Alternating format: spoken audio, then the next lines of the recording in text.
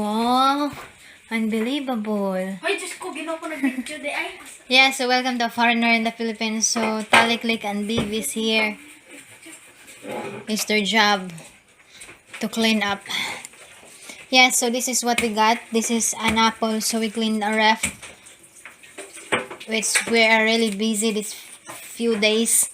Going out, you know, organizing things, delivering materials. So, their Taliklik and Bibi came here and said, "Oh, you didn't clean up." So I said, "Okay, you saw it, clean it." Right, Taliklik? What can you say, Taliklik? Unsa? Diyan sa imong lisod ning? Magminya. So this is what inside on a ref. This is Terrence's cheese. Cheese? Yeah. Butter.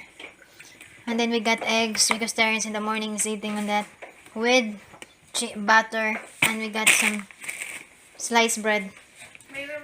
And of course, when Terrence made some beef stew or with tuna, she put carrots in it.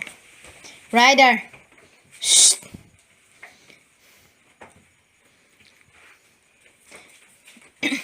We usually just once we're here whole day. That's the time we're able to cook and clean up. But mostly when we're not around here, just coffee. That's what we got, or tea. You know, so we have a ref here that it's not been. Did you see? We got a broken. So we have no cover on this. I-offer siya.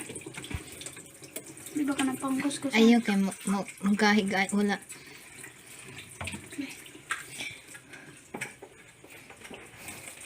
I'm shocked. They're cleaning. I'm very shocked. First time in the history. What can you say to them, lovely? Wow, kabuutan! Wow. Diyos nang tayo! Ako mo masalta na mo. Diyos na mo masalta na mo. Katakulan ni mo. Squash rider, lovely ka. Dali na! Lakaw, nagdakag pagkaon? Ibutang ng ato kay mukhaon na. Dugay pa daw. Kainit pala pa. What happened? Na kung giligo. Si Badirdir. Talabigit. Yeah, and then we got also salabat here. This is turmeric. Sometimes it's good, sometimes not. You know, but it's really good because it makes you sweat. Other than that, that's all, and I'm gonna eat it. Have a good day and God bless. Bye-bye.